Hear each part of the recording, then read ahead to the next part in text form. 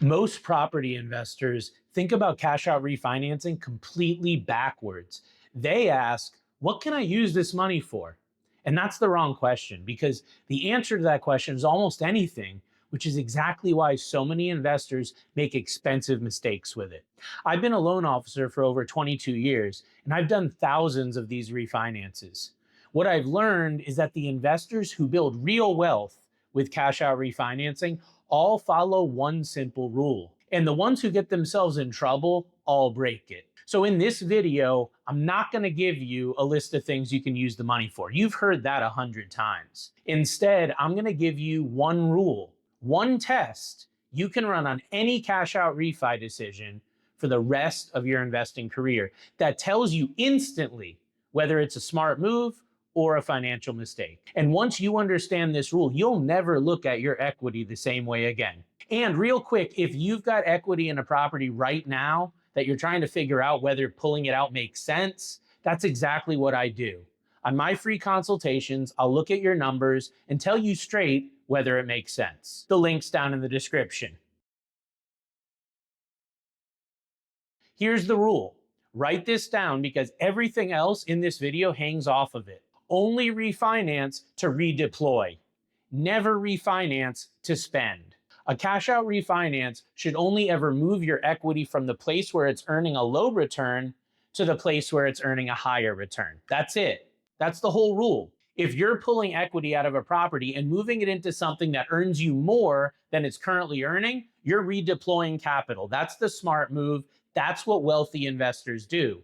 But if you're pulling equity out just to spend on something that doesn't earn a return, or something that earns you less than what it's costing you to borrow, you're not investing. You're just borrowing your own money, paying interest to do it, and resetting your debt clock back in the process. Now, here's why this rule matters so much and why almost nobody thinks about it this way. To use this rule, you have to understand something that most investors have never actually considered. Your equity has a rate of return, and right now, for most investors, that return is zero. Let me explain what I mean, because this is the idea that makes the whole rule click. Here's something most investors never stop to think about. The equity sitting inside your property is not doing anything for you, it's just sitting there. Let me be really clear about this because it's counterintuitive. Say you own a rental property worth $400,000 and you owe $200,000 on it. On paper, you've got $200,000 in equity, and most people look at that and they feel good. They look at all the equity that they've built. But ask yourself, what is that $200,000 actually earning you? And the honest answer is nothing. Zero. That equity is not generating cash flow. It's not compounding. It's not buying you another property. It's just locked inside the walls of that house, sitting still. Now, here's where people get confused. They think, well, the property's appreciating, so my equity's growing, and that's true. But listen to me very carefully. Your property appreciates regardless of whether you have a $200,000 in equity or a $20,000 in equity. It doesn't even matter. The appreciation happens on the value of the property, not on the size of your equity or how much you owe. So having a huge pile of equity trapped in the property doesn't make you appreciate any faster. It just means you've got a big chunk of dead money sitting there doing nothing for you. This is the shift that I want you to make. Stop thinking of trapped equity as safety and start thinking of it as lazy money, money that could be working for you, but it isn't. And this is exactly why the rule exists, because if your equity is earning you nothing sitting in the property, then almost any productive redeployment beats zero. Move that lazy equity into another cash flowing property, and now it's earning. Move it into something that earns you more than the cost of borrowing, and you are gonna win. But, and this is the critical part, redeploying equity isn't free. There's a real cost to accessing your own money, and most investors completely ignore it. That cost is the reason the rule says redeploy, not just spend. Let me show you the cost nobody calculates. Here's what nobody tells you about a cash out refinance. Getting your own equity out of your property isn't free. It costs you money, and you have to earn that cost back before you've made a single dollar in profit. Now, there's two costs here, and you need to see both. The first cost is the obvious one, the closing costs. See, when you refinance, you're paying for a new loan. You got lender fees, title, appraisal, all of it. And on an investment property refi, that can run you thousands of dollars. That money comes right out of the equity that you're pulling, or it can come out of your pocket. Either way, you're paying the same fees. The second cost is the one almost everybody misses. You're normally borrowing at a higher rate on a bigger balance. Think about it. If you've got a nice low rate on your current loan and you do a cash out refi at today's higher rates, you're not just paying more on the money you pulled out, you're paying a higher rate on the entire balance that you owe. So you might pull out $100,000, but you've now increased the rate on your entire loan, and that costs you every single month. So look at it this way. When you pull equity out, you're now paying to use that money. Closing costs up front, and a higher interest cost every month, which means for a cash out refi to actually make sense, whatever you redeploy that money into has to earn you more than what it's costing you to access it. That's the spread, and that's the whole game here. If it costs you, say, 7% to pull that equity out and put it to work, then you need to redeploy it into something earning more than that 7%. If you redeploy it into another rental that's earning you 11 or 12%, you win. You cleared that spread. But if you spend it on something earning you nothing, like a car or a vacation, you lose because now you're paying 7% to have bought something that earns you nothing. That's why this rule is redeploy and not spend. Spending fails the test automatically because spending earns zero and borrowing costs more than zero. You can't win that math. Now, there is one more hidden cost buried in every cash out refi, and this one's sneaky because it can cost you money even when you're getting a lower interest rate. It's called the reset trap, and I need you to understand it before you ever refinance again. Real quick, if you're sitting on equity right now and you're trying to figure out whether the spread actually works in your deal, whether it makes sense to redeploy or what it's going to cost you to pull it out, that's exactly the math I run with clients every day. Send me your particular situation through the link in the description, and I'll tell you whether the numbers work. Now let me show you the reset trap, because this one costs investors more than they realize. Here's the trap that gets even smart investors, and it's dangerous because it hides behind good news. When you do a cash out refinance, you're usually starting a brand new loan term, a fresh 30 years. And that sounds harmless, but let me show you what actually happens. Say you've been paying on your current loan for 8 years. You've been chipping away at it every month. More and more of each payment has been going towards principal instead of interest. That's the good part of a mortgage.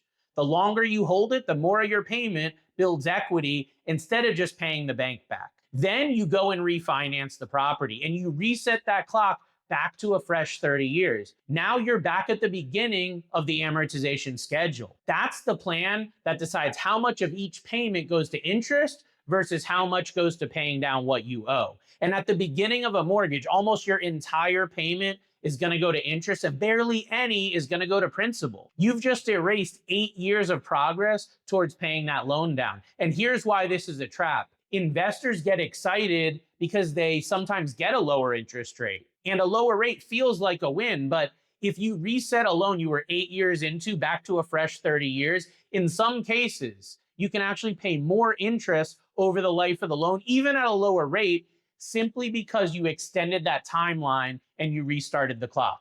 The rate went down, but the total cost went up. Now, I'm not telling you to never reset the term. Just make sure you run the numbers. Sometimes it makes total sense, especially when you're redeploying capital into something that clears the spread that we talked about earlier. The point here is that the reset has a cost and you have to count it. Don't let a lower rate fool you into thinking that a refi is automatically a win. You got to look at the whole picture. The closing costs, the higher balance, and the reset clock all together. So now you've got the full cost of the equation. And that's what makes the rule work. Let me show you how to actually run this test on your own deals. All right, let's put this rule to work because a rule is only useful if you actually apply it. So let me run a few real scenarios for you and you'll see how fast this test works. Scenario 1. You want to pull $100,000 out of your rental and use it as the down payment on another rental that's going to cash flow and appreciate. Run the test. You're moving lazy equity earning zero into a property that's going to earn you a real return that beats the cost of pulling it out. That passes, that's redeploying, and that's the smart move. This is the classic wealth building play, and it works because it clears that spread. Let's talk about another scenario. Scenario 2. You want to pull $60,000 out to buy a new truck and take a vacation. Let's run this test here. That money is going into things that earn zero, and you're paying closing costs plus a higher rate to access it. It fails the test immediately. You'd be paying to borrow your own money to buy things that earn you nothing. That's not investing. That's just expensive spending dressed up as a refi. Okay, scenario 3, and this is one that trips people up. You want to pull equity out to pay off high interest debt, say credit cards at 24% interest. Run the test. You're moving equity into something that saves you 24% interest, and it's costing you maybe 7% to access it. This clears the spread easily. It passes. Now, one caution, and this is important, it only passes if you don't run those cards back up. If you do, you've now got refinance cost and the credit card debt again, and you failed the test after the fact. So the redeployment has to be permanent to actually count. Scenario 4, you want to renovate the property in a way that increases the rent and the value. Let's run the test. If the renovation adds more value and income than it costs you to pull that money out, then do it. It passes. If you're just doing cosmetic upgrades that don't really move the rent or the value, then it fails. See how fast and easy this is? You don't need a spreadsheet or some sophisticated app. You just ask one question. Am I moving this equity somewhere it earns more than it costs me to access it? If yes, redeploy. If no, leave that equity where it is. Because here's the thing to remember, doing nothing is always an option. If a cash out refi doesn't clear the spread, the right answer is often just to leave your equity right where it's at. Wait for a deal that does pass the test. There's no rule that says you have to pull your equity out. That rule only says pull it out when it's going to earn you more than it costs you. Everything else is noise. So that's the rule. Only refinance to deploy, never to spend. But here's the thing. Once you decide to redeploy that equity into another rental, speed becomes everything because the best deals don't wait around. And when you've got cash from a refinance ready to go, you can move on property faster than almost any other buyer out there. That's exactly what I break down in this video right here. I show you how to take that equity and buy a rental property so fast it feels illegal, moving on deals while everybody else is still waiting on their financing. If you're ready to pull equity out of your property and put it to work, that's your next watch. I'll see you there.